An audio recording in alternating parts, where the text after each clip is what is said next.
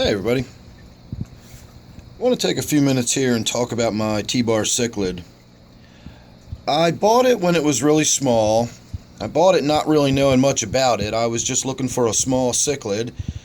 In fact, I think I went to the store that day looking for a keyhole cichlid, and I had a 20-gallon tank that I was going to put the small cichlid in, and when I was there, the store didn't have any of the keyhole cichlids in it, but it was a really big fish store and they had all sorts of selection, and the salesperson suggested I try this T-bar cichlid. I'd never heard of it, but he insisted. It only got a few inches large and it was a very docile fish for a cichlid, and it would do great in a 20-gallon tank. Of course, that's not true at all. It needs a much larger tank than that. But it took a long time to grow into the size it is now, and I now have it here in this 55-gallon tank where it's living quite happily with the angelfish and some other South American fish. I even have an African fish in this tank, my Synodontis catfish, which we will talk about in another video. But I have always been under the assumption that this was a male. And I got a singleton for a reason, and by singleton I mean just a singular fish. I don't have a mated pair or a couple or a group or anything, and that is to reduce aggression.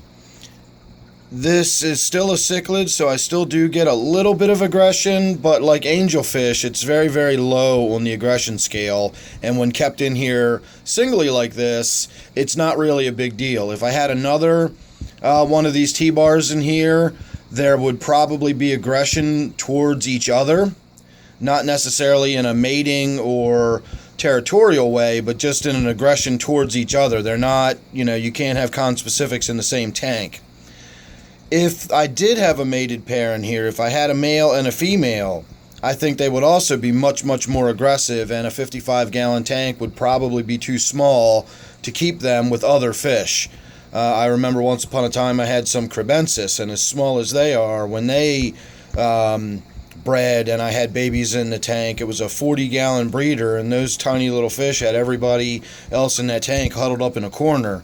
And I would imagine this T-bar would be very much the same way. If I had a mated pair in here and they bred, I would imagine they would get very aggressive towards everybody else in the tank. So that's the reason I've only got the singular one in here. And when I mentioned that I believed him to be a male, I still do believe him to be a male, but I've had a couple of people suggest that this is a female. Not really sure why they said that, but two different people have said specifically that this is a female T-bar. And again, I'm not really sure why they said that. I looked up some information today, and I tried to find some pictures and anything that would give me a clear idea of any sexual dimorphism, any differences between the male and the female.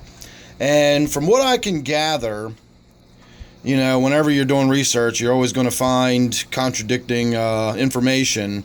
One of them said that the males will have much more elaborate fins, which I kind of expected in a cichlid, but the fins would be a blue or a purple color, and if it was female, they'd be sort of a yellow or orange color. I also read several other places that say that there are two different species of these T-bars that are very closely related. One is more of a purplish color, and one is more of a yellow or orangish color. So, is it different species, or is it male or female? I don't know. And when I look at this fish's fins, I can see both blues and purples in it, and I can also see yellows and oranges in it. So that doesn't tell me a whole lot. They're not really elaborate and pointy, so that would lead towards looking female. But I also saw some other pictures of these where the male fins were not much more elaborate than what we're seeing right here. So remember, this isn't, spawning colors. There's no competition. There's no female or male in the tank. It's only this one. So all of the sexual traits are going to be toned down and subdued. The bright colors, the elaborate fins, even the hump on the forehead, I believe it's called a nochal hump or a nochal hump.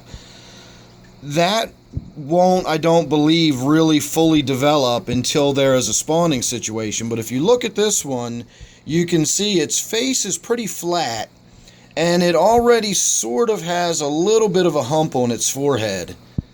And that to me makes it look more male. It also is a thick, sort of stocky looking fish, and that is purportedly a trait of the males. The males are thicker and stockier than the females.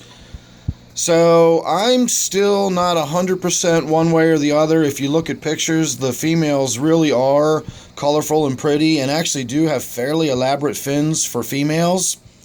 So this could be a female. I don't know, but based on the forehead and that hump, I think that this is a male.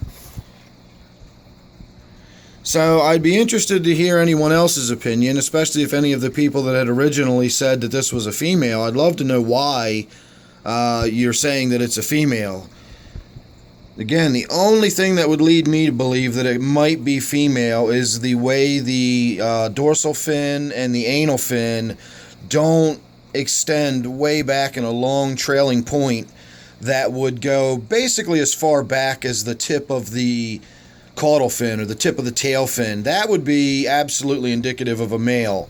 But just because the fins aren't quite that long and elaborate does not necessarily mean it's not a male. But that is the only thing I would say that would lead me to be a little suspicious that it might be female, is the lack of the really elaborate fins. But the shape of the fish, the shape of the face and the forehead definitely lead me to believe that this is a male. And again, it's just kind of academic. I don't plan on breeding this fish or doing anything with it other than keeping it as a pet. But I am curious. Again, I just always sort of assumed it was a male. I did sort of scratch my head at the short fins, but I still believed it was a male, and I still do believe it's a male. So if you think it's a female, let me know why. I'd be interested in hearing that. Also, make sure you're subscribed. I am going to do that video here any day now about that Synodontis petricola I have in this tank. It's possibly a Lucipinus. Not entirely sure, but that's not what the video is going to be about. The video is going to be about African fish versus Central American or South American fish, and why I can keep an African fish with these other Central American fish. So make sure you're subscribed and you won't miss any of that. Don't forget, this one is my T-bar tank. See you real soon in the next one. Thanks for watching this one.